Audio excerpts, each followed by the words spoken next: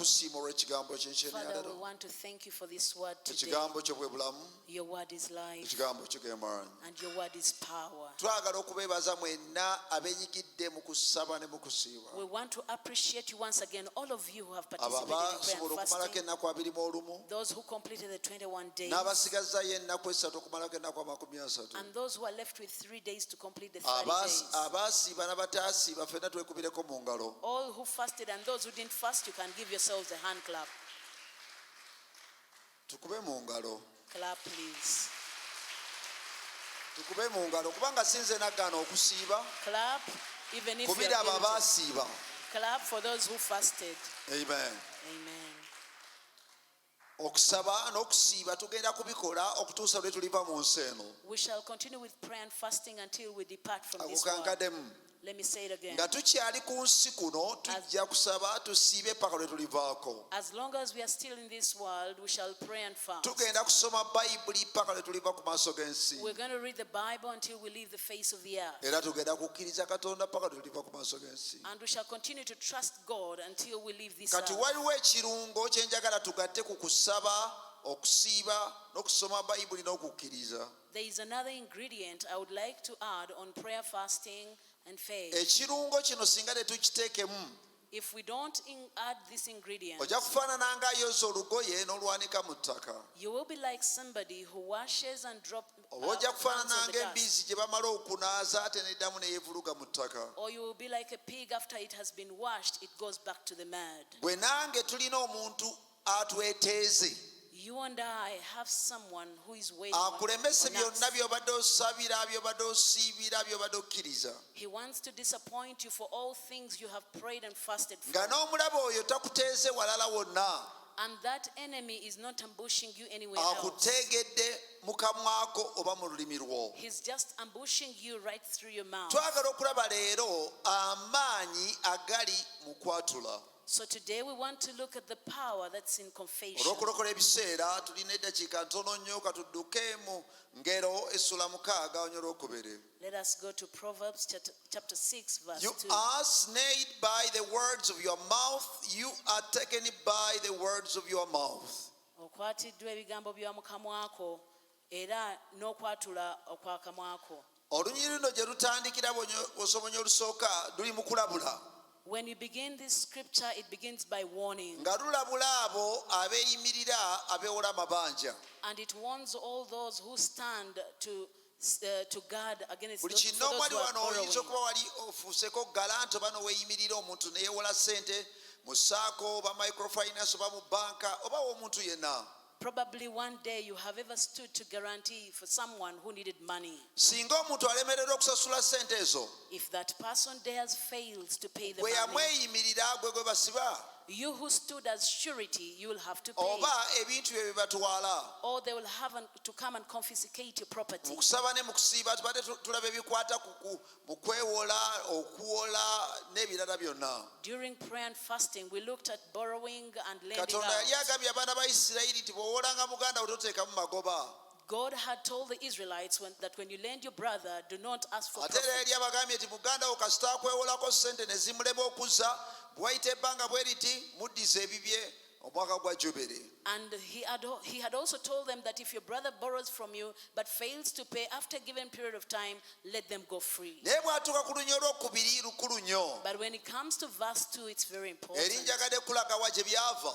I wanted to show you the origin. N'agamba nti ebigambo by'akamwako bikwasiza. That you have been captured by the word of your Ebigambo mouth. by'akamwako bikukutte nga omutego. That they have gotten you as a snare. Kubanga ebigambo byo bye bigenda okukutwaza. Because it is by your words that you'll be taken. Mukama waffe ebasibwe. Amen. Mukama waffe ebasibwe. Amen. Tugenda kulaba makya ga leero. We're going to look at this afternoon. Ebibuuzo byakomyewo eggwanga lyonna, famire zonna ne zijjula essanyu. Exams of the primary children were returned and all Nalaba nations essanyu ku celebrated. lunaku lw'okutaano eritayogerekeka okuva mu ttuntu obudde okuziba n'okukya n'okutuusa olwaleero. I saw great jubilation among people on Friday from afternoon up to Abaana today. basanyufu nnyo naddala abaana baakoze obulungi. The children are super excited, especially those who passed well. Mukama waffe bazibwe. Amen. tusabye katonda aleete sente za nasale primary high school college university n'ebirala. We have asked God to provide school fees for our children right from nursery to ebula ennaku college. 3 zokka omwezi gugweko There are only 3 days left for the end of the ab'amayumba month. bagenda kubanja, Then the landlords will begin to abakolera demand. mu bibuga w'okolera bagenda kubanja. Those who are working in the city, your landlords are going to demand. Ebyetaago by'omuntu ndowooza ebisinga ku nsi 45 bikwatagana ku ssente. And I think most of the needs of human beings, about 80%, concern money. Kati wano wali ekyokuyiga. So this is where we get a lesson.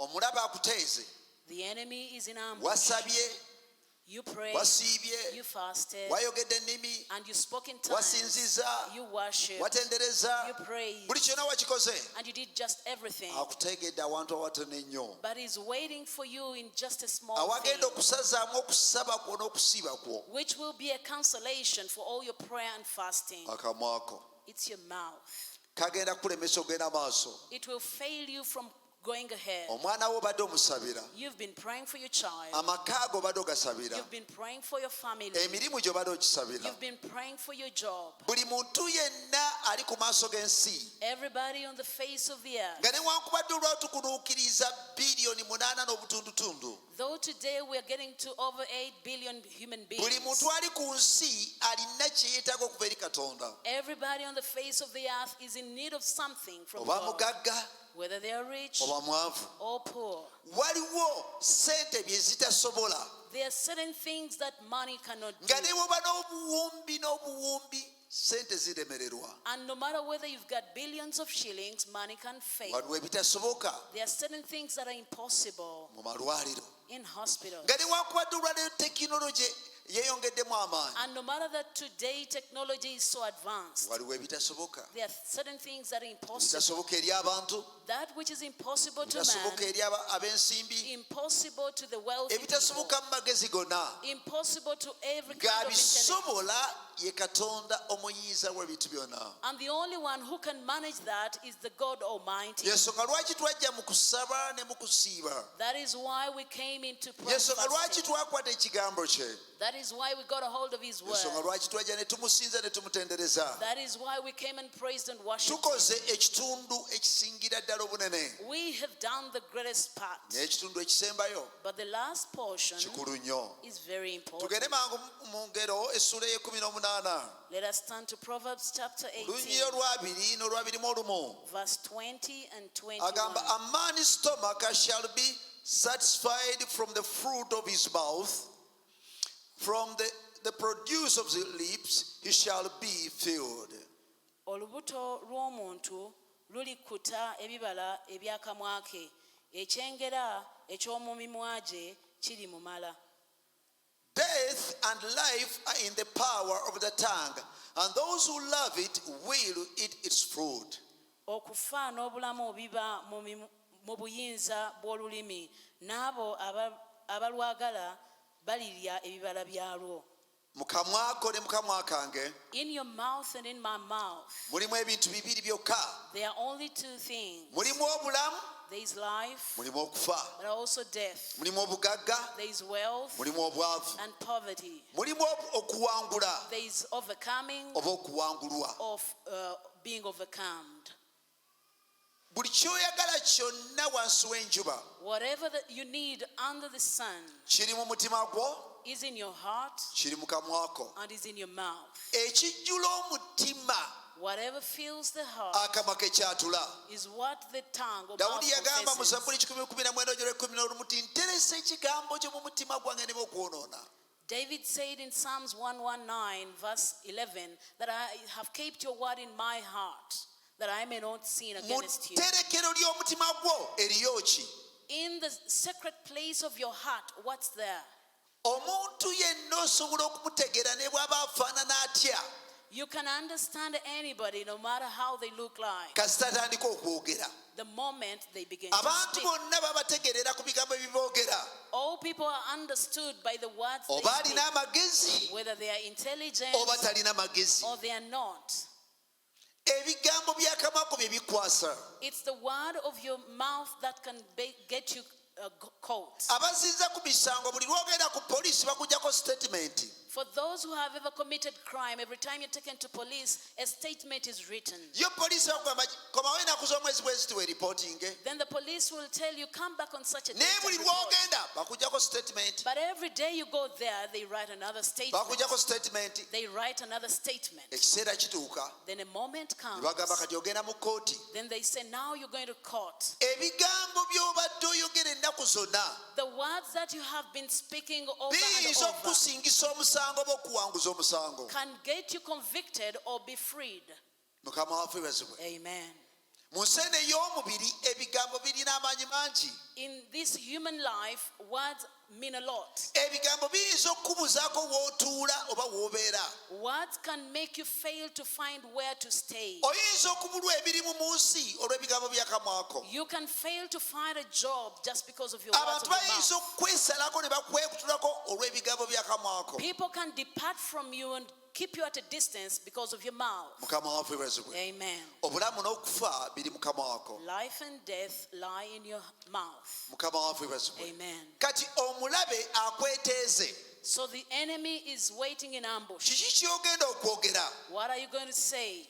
Tukkiriza mu Katonda akola obubonero n'ebyamagero. We believe in God who makes miracles and Naye signs, Katonda enkola ze za njawulo. but God's ways are so diverse. Katonda waliwo by'akola embagirawo.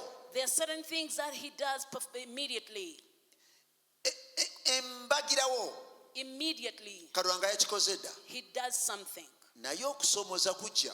But this is where the challenge comes. Olw'ebyo by'akola nga wayise akadde oba akaseera oba emyaka. For the things that he does after a period of time, N'osaba, you pray, n'osiiba, you fast, n'osoma Bayibuli, you read the Bible, n'okkiriza, you have faith, n'osiga ensigo, you sow your seed, n'okola buli kyonna ky'omanyi wansi w'enjuba. and you do everything under the sun, N'oyogera ennimi zonna n'ozimalayo. and you speak in all tongues, and you're done. Naye ng'embeera ekutunuulira bw'eti. But the situation keeps looking at you, Oluusi ne yeeyongera n'okukaawa okusinga bwe yali ekaaye. and sometimes it gets tougher.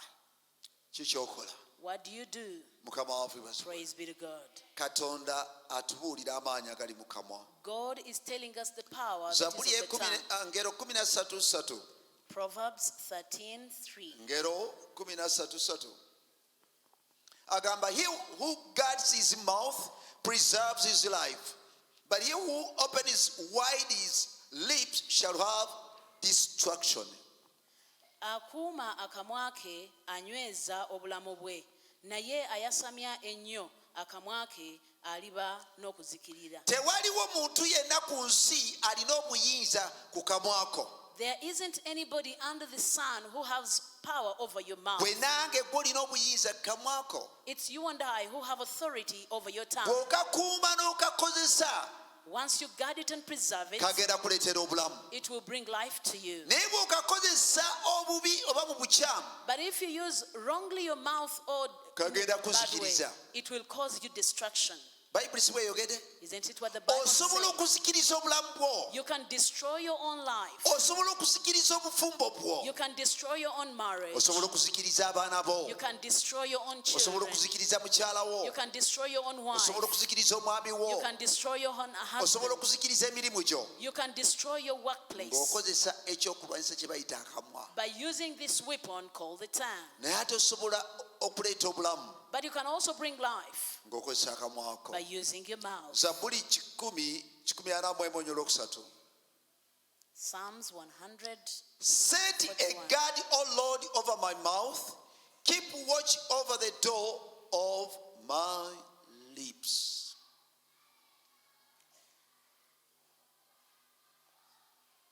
3:30. Okay, sorry. 41:3. Soma wano balukutereezeyo. Ossengawo okulabirira ayi Mukama ku kamwa kange, okuumenga omulyango gw'emimwa gyange. Omuntu gwe tulina okukuuma ennyo yeetaaga okukuuma. The person we ought to guard safely, N'omuteekako abamukuuma ennyo abamulabirira. that you make sure that they are proper guards, Akamwa, is your mouth, olulimi. the tongue. Gamulirwana, Tell your neighbor, bw'oba onoowangula mu nsi eno, if you are to overcome in this world, kuuma akamwako. guard your mouth. Kateekeko abakakuuma. Place their guards. Lwaki? Why? kubanga akamwako Because your mouth kaggulawo buli luggi lwonna. opens up every other door. Kakuggulirawo enzigi ennungi n'enzigi embi. It can open good doors but also bad doors. Mukama waffe bazibwe. Amen. Twengere mu kigambo kya Katonda. Let us continue in God's word. Matayo 12:37. Matthew 12:37. For by your words you will be justified, and by your words you will be condemned. Olw'ebigambo byo olinenyezebwa era olisalirwa omusango. Ebigambo by'akamwako biri kuweesa obutuukirivu. The words of your mouth will cause you righteousness. Ebigambo by'akamwako biri kusaliza omusango. But the same words of your mouth can cause you condemnation. Tulina muganda waffe Jona wanayinza okubuulira We have our brother Jonathan. nti bawangula lwa kwogera mu makooti. They overcome court cases by speaking. Era omuntu kisobola omufuula omututumufu kubanga amanyi enkozesa y'akamwa ke. And someone can become very popular because he knows how to use his mouth. Emisango gisiiba gimegga abantu ekya n'eggulo bigambo. Many people are failing in courts because of words. Ate basiiba bawangula emisango era lwa bigambo. But they also keep overcoming in court cases because of words. Akamwako kasobola okuteeka ku maketi etayogerekeka. Your own mouth can bring you to a high level market. N'otundanga keeke eyokya And you can just sell like a hot cake olw'akamwako. just because of your mouth. Ate oyinza okubula w'otuula olw'akamwako. But you can also fail to settle anywhere because of your mouth. Bayibuli mulaba bw'egamba kamwa Do you see what the Bible talks about ye the oba mouth? nedda. Yes or no? Ojja kubeerawo okuba emizimu devo andi bubi nga devo nga ke kamwako. You may continuously cast out demons and yet the demon is actually your mouth. Mukama waffe bazibwe. Amen.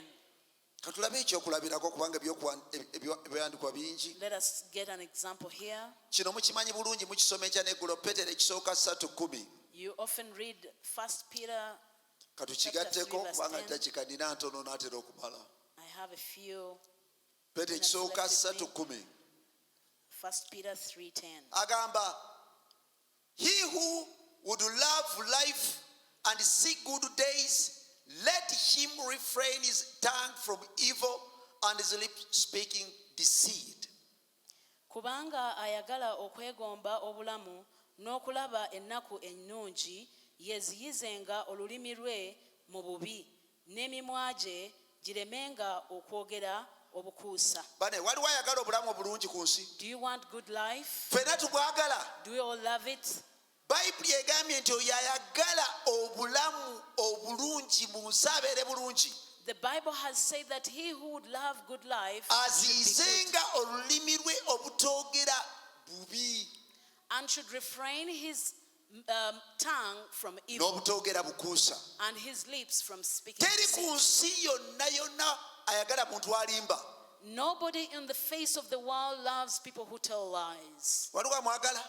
Anybody who loves them? Waliwo amwagala? Would you love a liar? Omuntu n'ajja n'akulimba n'akukuula oddamu okumwagala? If someone comes, tells you a lie and takes away your money, would you love them again? Bakonimeni bakozesa ki? What do the fraudsters use? Bano abatukubira ennaku zino amasimu owangudde wano waliwo omulimu bakozesa ki? Those who call us now and again, you have won a car, you've won 5 million, what do they use? Okukuula kwonna abantu kwe bakuula, abawala abakuula n'abalenzi abakuula ne bakonimeni kamwa. All those who are taking money through false pretense are all using their mouth. Ennaku zino tebakyakukwata mu nsawo bwe bati. Nowadays, they don't come and dip their hands in your Naye omuntu pockets, akukuusa kamwa ke. but they are only using their mouth. Wano twalina omulenzi yafa naye ng'amanyi okubika bazadde be.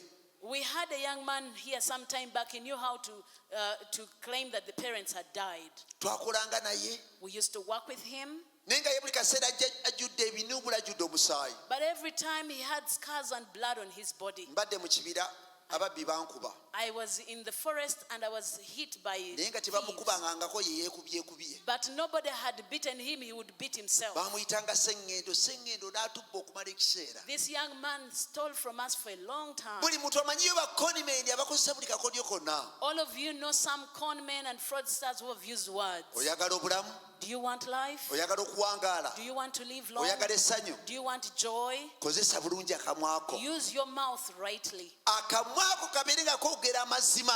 Let your mouth speak the truth. Akamwako koogera ebigambo ebizimba. Let your mouth speak words that encourage. Ojja kulaba ennaku ennyingi n'okweyongerayo. And you will see so many good things. Yakobo 1:26 katusome luli tetwalusomye. Tukola James, ebiseera. If anyone among you thinks he's religious and does not bridle his tongue, but deceives his own heart, this one's religion is useless. Omuntu yenna bwe yeerowooza nga wa ddiini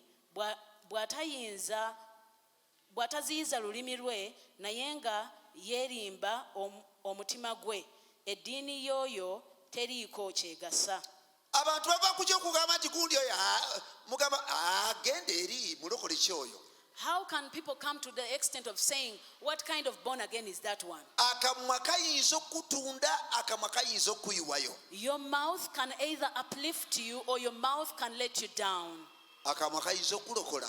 Your mouth can save you. Akamwa kayinza okukujja mu bizibu ebingi by'obaddemu. Your mouth can get you out of the deepest troubles you Akamwa may be in. kayinza okuwonya endwadde ezabulako eddagala. Your mouth can heal you of sicknesses that have Akamwa no kayinza treatment. okusumulula Your mouth can set you free ne kakutuusa ku birungi by'obadde tomanyi. and get you to the great things that Katulabe you've never known. ekyokulabirako mu Matayo essula ey'omwenda. Let us get another example in Matthew chapter 9. Matayo mwenda onyolwa 22:21. And suddenly a woman who had a flow of blood for 12 years came from behind and touched the hem of his garment. Awo omukazi eyali alwalidde ekikulukuto eky'omusaayi emyaka 12 n'ajja ennyuma we n'akoma ku lukugiro lw'ekyambalo kye. Omukyala ono amanyiddwa mu nsi yonna. This woman is known worldwide.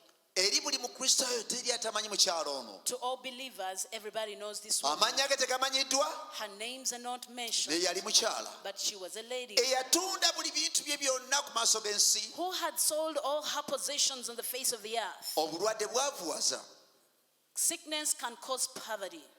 Endwadde zisobola okukwavuwaza. Sickness can cause you poverty. Ndabye abatuuza amataka gaabwe n'ebintu byabwe ku lw'obulwadde. I have seen people who have sold their lands and property because of sickness. Gamba mulirwana nti mulirwana. Tell your neighbor, Obulwadde sickness busobola okukwavuwaza can cause you poverty n'oyavuwalira ddala. and you become totally poor. Kati omukazi ayavuwadde atuuze buli kintu kyonna. So this woman had become poor after selling all her possessions. Obulwadde ne bubulako eddagala eriyinza okubuwonya. And there wasn't any cure for this disease. Singa gyali mirembe gino yali alwadde kansa w'ekikulukuto. If it were these times, probably she was suffering from uterus cancer. Omukyala ono ebiseera bye yabeererawo. The days this woman lived, Omukyala yenna yabeera nga mu mbeera ezifaananako bwe ziti. this woman was in such a situation. Yali takkirizibwa kwetaba n'abantu abalala bonna. She wasn't accepted to mingle with other Yabanga people. tali mulongoofu. She was unclean. Teebereza okubanga toli mulongoofu okumala emyaka 12. Imagine being unclean for 12 years. Kati omukazi endwadde zeeyongeddeko. Now the disease had Kati alina increased. endwadde ey'omubiri physically. She had a physical disease Kati ate n'alwala n'endwadde ey'okugaanibwa. and she had another sickness of rejection. Endwadde eyo gye bayita okugaanibwa eruma nnyo nnyo nnyo. The disease of rejection is so painful. Ogaanibwa.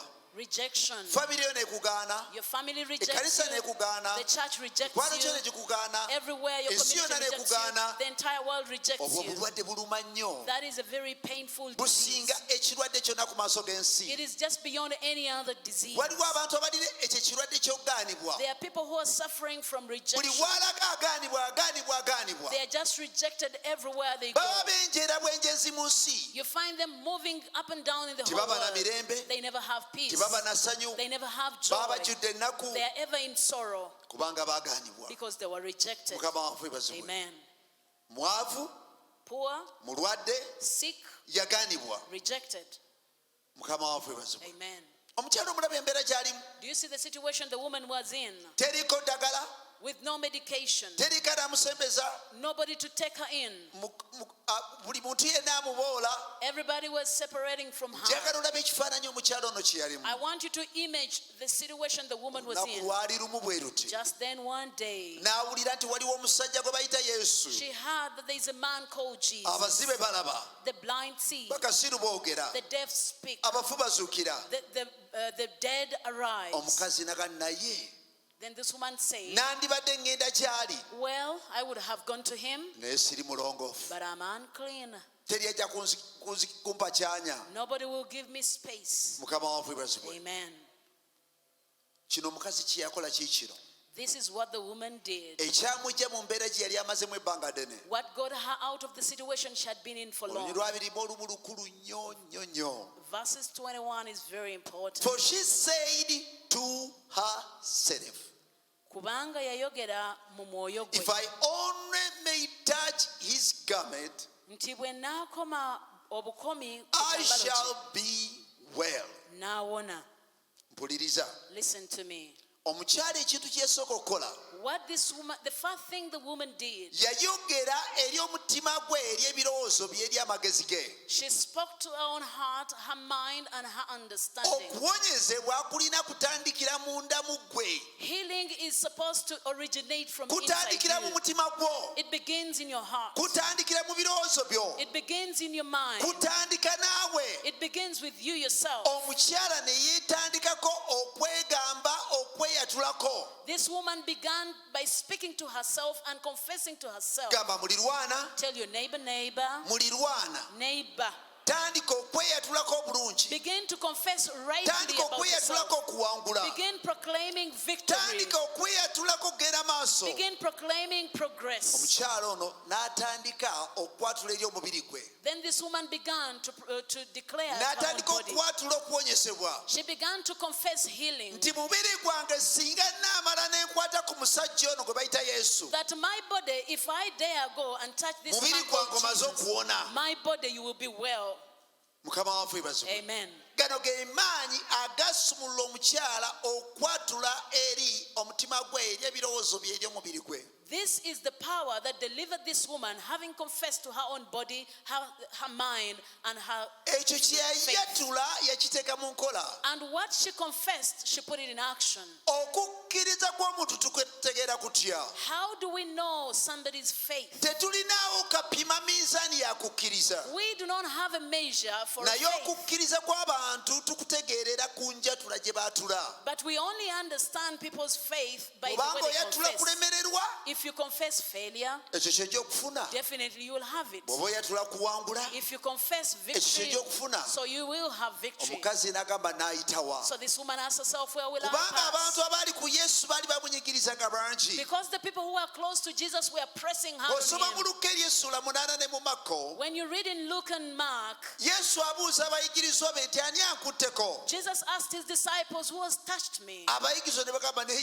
Yesu obadde ki olwaleero? Then the disciples asked Jesus, what's wrong with you Oyinza today? okubuuza ekibuuzo ekifaanana bwe kityo? How dare you ask such a question? Abantu olaba nkumu na nkumu bakunyigiriza abato n'abakulu. You see, we have a multitude of people who are pressing on you, Yesu young and old. n'alemerako. Jesus insisted. N'agamba waliwo omuntu ankutteko. Jesus said, somebody has touched me. Omukyala agenda okuwulira ng'ensulo yonna ekaze. Then the woman felt that all the source of the bleeding had N'avayo dried. ng'asanyuka ng'ajja kusanga akankana. She came out rejoicing and trembling, N'agamba ssebo yenze. and she said, sir, I am the one. Wuliriza Yesu ebigambo by'agamba omukyala. Listen to the words Jesus told this woman. Ebigambo bino by'amugamba bigamba gwe nange. The words Jesus said, I am speaking them to you and I. Wuliriza akagambo but.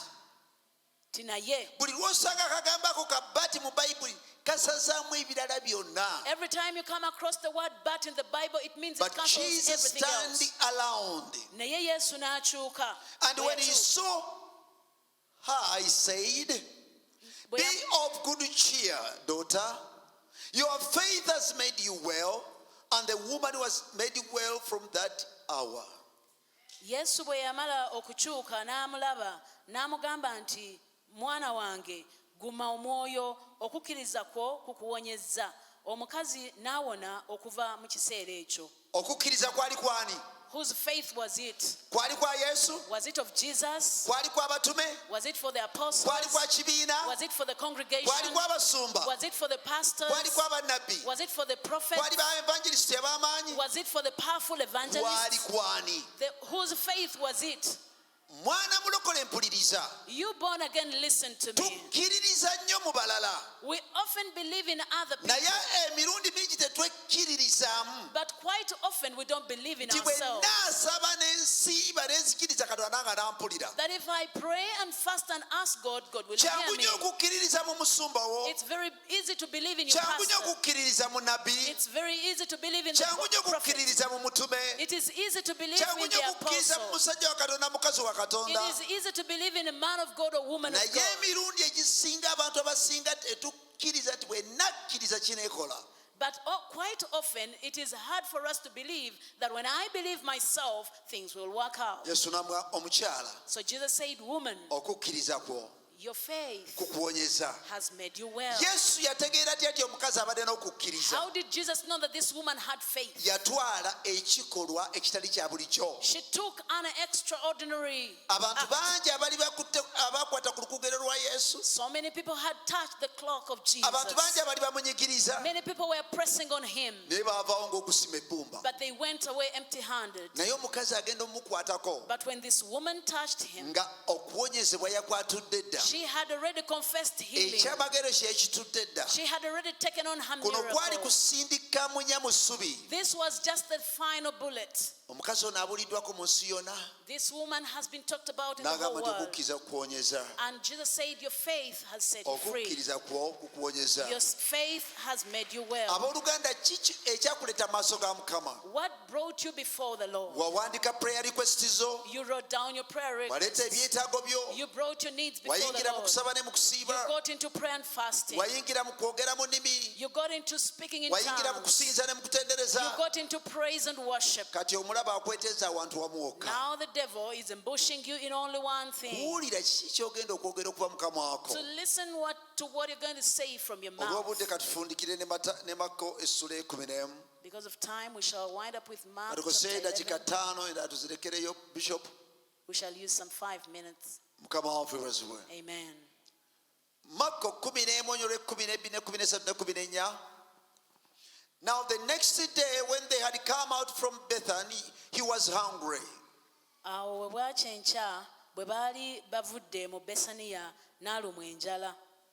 Yesu yalumwa ku njala. Has Jesus ever suffered from Waliwo hunger? abatugamba nti omuntu bw'ajjula ennyo omwoyo ne gubimba talumwa njala. There are people who tell us that when someone is filled with the Holy Spirit, they never feel Kati hungry. njagala okimanye nti buli muntu yenna azaalibwa omukazi enjala emuluma. Let me tell you that everybody born by woman suffers from hunger. Ne Yesu yalina ekyetaago ky'okulya emmere. Even Jesus had a need of food. N'agenda ku muzeyituuni. So he went to this fig tree. Ebyawandiikibwa bitugambye nti si bye byali ebiro by'ettiini. The Bible says it was not time for the fruits. Nga newankubadde si bye byali ebiro, And though it wasn't the time for the amakoola fruits, gaali gakakasa nti mukyalimu obusigalidde. the leaves still show that something should still be Bayibuli there. egambye Yesu n'atasangako. But the Bible says Jesus didn't find any Amazima gaali fruits. mazima si kye kyali ekiseera. The truth is, it wasn't the season. Omutiini nagwo gwalina okwewoleza kino si ky'ekiseera. The fig tree could find an excuse that surely it is not the time. Yesu agamba njagala ekyokulya. But Jesus says, I need something to eat. Agende olunyolo 14. Verse 14. Bw'ataafunako kyakulya, When he didn't find Yesu anything, n'agamba nti muti gwe tebaddangamu tewaba akulyangako ennaku zonna. then Jesus said, let no one eat from your fruit again. Akatundu akasembayo abayigirizwa be ne basiriikirira. The last part, his disciples were in silence. Baawulira They heard ne basirika. and they kept quiet. Yesu yalina abayigirizwa 12. Jesus had 12 disciples. Naye mu bo yalinamu alina akajjanja akatayogerekeka nga ye Peetero. But one of his disciples was very interested in knowing Ye and saying something all buli the kintu time. kyonna alinamu ekyokuddamu. He always had a response for everything. Ku luno naye yasirika. But this time he kept his silence. N'agamba bino nno sibitegedde.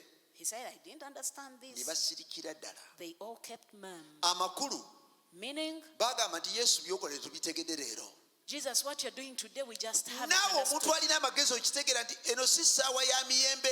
You who is an understanding person, you would understand that around Eno this si time, no mangoes ssaawa on ya the tree. mikyungwa. Around this time, there are no oranges. Kati lwaki omala ebiseera obonyebonye omuti Why ogw'obwereere? are you wasting time with the tree? Baamutunuulya butunuulizi. They just looked at him. Ne bagamba naye ono tamanyi biro.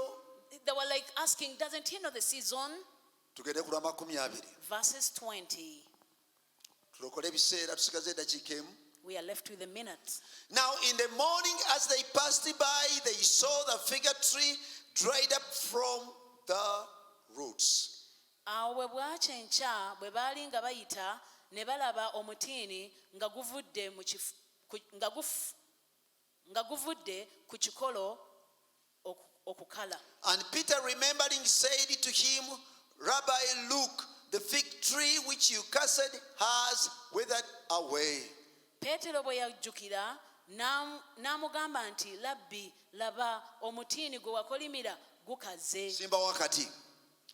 Wano waliwo ekyokuyiga kinene nnyo eri gwe asaba asiiba akkiriza Katonda. There is a very big lesson for you to learn, you who fasts, prays and looks for God. Yesu abantu abasinga abamu baawonerawo embagirawo. For some of the people, Jesus healed them immediately. Abalala tebaawonerangawo mbagirawo. But others never healed immediately. Eyawonerangawo embagirawo yalinganga awonye. For the one who was healed immediately, it's like they were just healed. N'abataawonerangawo embagirawo baali bawonye. But even those who didn't heal immediately, they were still healed. Enjawulo eri ludda wa? Where is the difference? Mbagirawo kirabisibwa mu nsi ey'omubiri nga kiweddewo. Immediately in the physical, it looks like it is all done.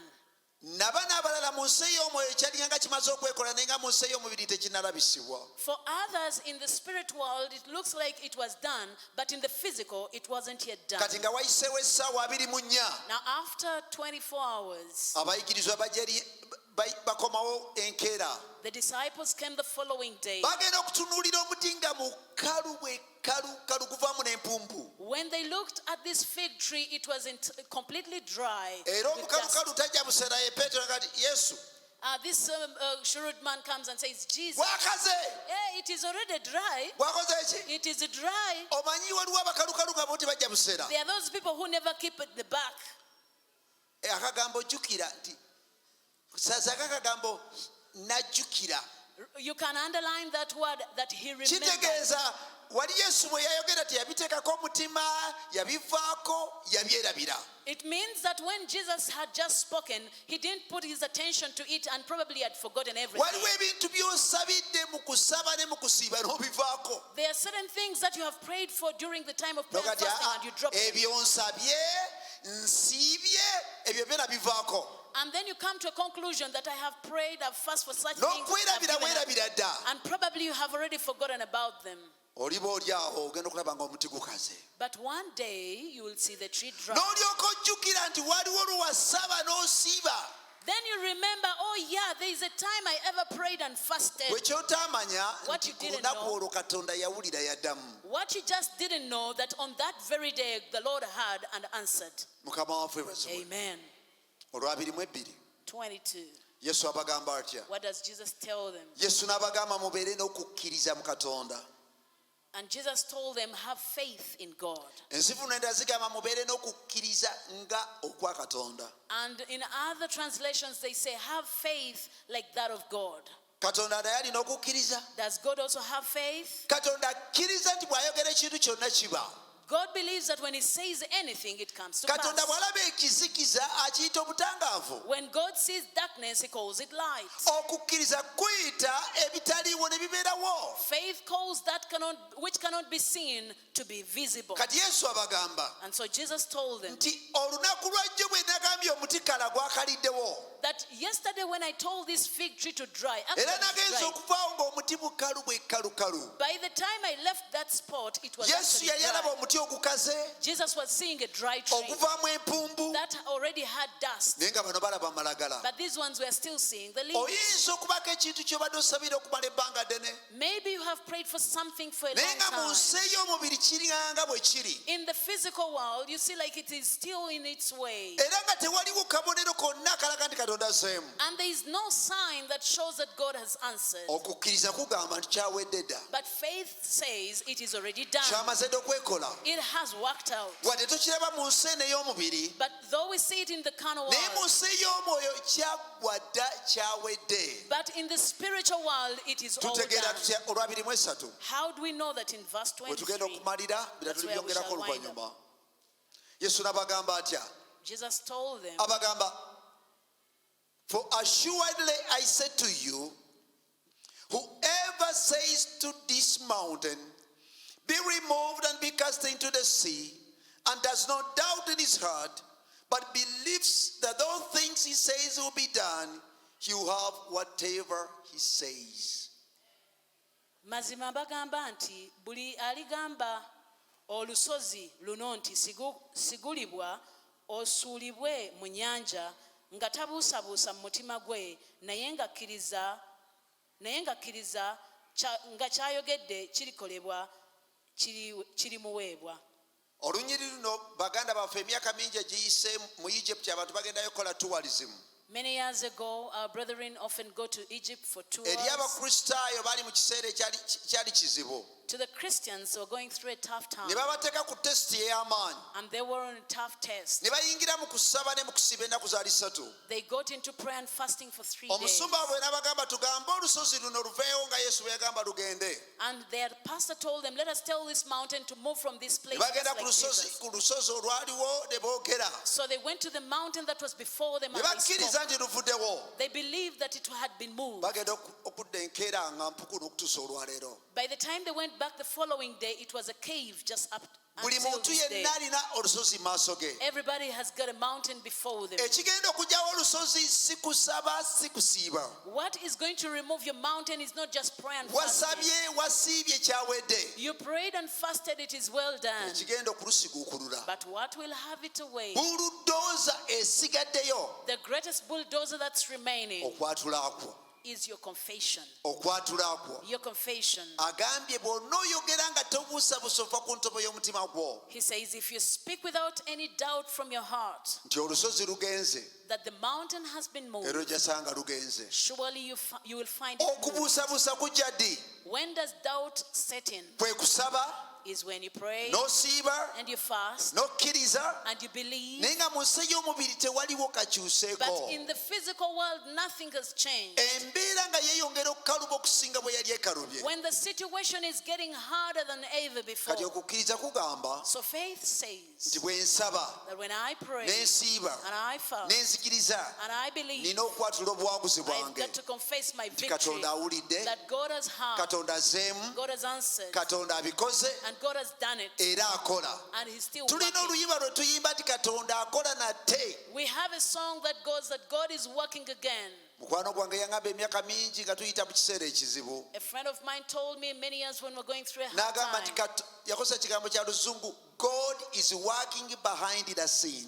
nti Katonda akola emabega w'olutimbe. Abooluganda newankubadde tolina ky'olaba mu nsi ey'omubiri, Brethren, even if you're not seeing anything in the physical world, Katonda ali mu kukola emisana n'ekiro. God is busy working day and night. Ekizimbe kino tebakizimba lunaku lumu. This structure wasn't put in place in only one Baasima day. omusingi, They dug the foundation, ne bwe waayita akaseera ekizimbe weekiri. but after a while, the Gy'okoma building stands. okwatula ekigambo kya Katonda, The more you confess the word of God, gy'okoma okwogera eri embeera ey'ebadde eyimiridde, the more you confess to that situation standing buli before lw'oyatula you. waliwo ky'otonda. Everything you speak, there's Otonda something you're obulamu. creating. You create life, Otonda you okuwonyezebwa, create healing, otonda emirembe, you create peace, otonda essanyu. you create joy. Olina ky'otonda. There's something that you Ekyo create, ky'otonda, and that thing that you Katonda ali create, mu kukola emisana n'ekiro. God is at work day and night. Kijja kulabisibwa mu nsi It ey'omubiri. will be manifested in the Mu biro physical, n'ebiseera Katonda bye yateekawo, in the time and season that ago God ge has maanyi agali set. mu kwatula. That is in the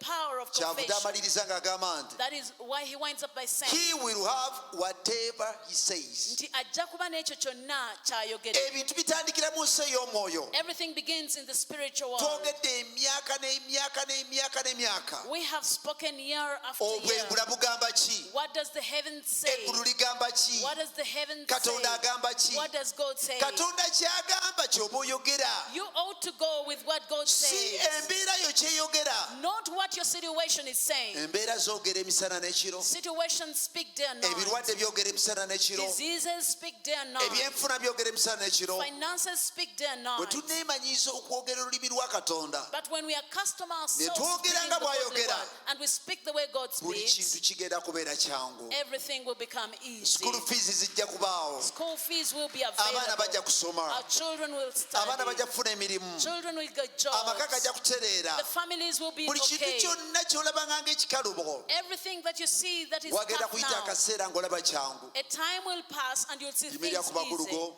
Let us stand upon our Eddakiika feet. zituweddeko. We have run out of time. Yimirira ku magulu go. Stand up on your feet. Yimusa emikono gyo. Raise up your Njagala weebaze hands. Katonda. I want you to give thanks to Ekigambo God. kyettabaaza. His word is a lamp. Ekigambo ky'ennyondo. His word is a hammer. Ekigambo ky'emuliro. His word is a Ekigambo kye kirina fire. amaanyi. His word is powerful. Mwebaze Give thanks to him kubanga ayogedde naawe because he has spoken to you. ng'ayita mu kigambo kye. Going through his word, Akugambye enkya eno ya leero. he has told you this day Obulamu n'okufa biri mu kamwa ko. that life and death lie in your mouth. Obugagga n'obwavu biri mu kamwa ko. Wealth and poverty lie in your mouth. Okuwangula n'okuwangula biri mu kamwa ko. Victory and failure lie in your mouth. Emirembe n'essanyu biri mu kamwa ko. Peace and joy lie in your mouth. Yogera olulimi lwa Katonda eri amaka go. Speak the godly language in your Yogera olulimi lwa family. Katonda eri omwana wo Speak a oba godly abaana bo. language unto your children. Yogera olulimi lwa Katonda eri emirimu gy'okola. Speak God's language unto your Bwe work. tunaakyusa enjogera zaffe Once we have changed our way of speaking n'enjatula zaffe and our ne confession, twogera Katonda nga bw'ayogera, and we speak the way God speaks, buno omwaka tugenda kusanyuka. we shall be Buno joyful omwaka this year. tugenda kubeera n'obujulizi. We are going to have testimony this year. Obujulizi obwewunyisa. Testimony that is amazing. Mukama tukwebaza. Father, we want to thank you Kubanga ekigambo kyo ge mazima. because your word is true. Teri kigambo ekiriva mu kamwa ko. No word will come forth from your Nekitadda na mouth, bulokozi. and it doesn't come with Nekitadda salvation. na That buwanguzi. it will not return with victory. Nekitadda na bujulizi. That it won't return with Nga tuyingira testimony. omwezi guno ogwa February. As we're getting into the month of February, Katwatule ekigambo kyo. help us to confess your Katwatule word. obulamu. Help us to confess Katwatule life. Let us okuwonyezebwa. confess healing. Katwatule okukulaakulana n'okugenda Let us maaso. confess progress and going forward. Yamba buli musajja na buli mukazi Help every man and woman okulwana olutalo luno n'odduwangula fight this battle and overcome mu it. linnya lya Yesu In Kristo. the name of Jesus Christ. Wabaawo omuntu yenna ng'oyagala kusembeza Yesu okubeera omulokozi wo, If there's anybody who would like to take on Jesus kano ke as a kakisango Savior, kakoolina. this is the opportunity that you've Katwanirize got. bishopu, Let us welcome the katwaniriza bishop. abaagala okulokoka. Those who, as we Atuwa welcome those who want to announcement. get saved, to Sigala ng'oyimiridde, stay standing. yaniriza Saalongo Bishop Disan Kadu. Well,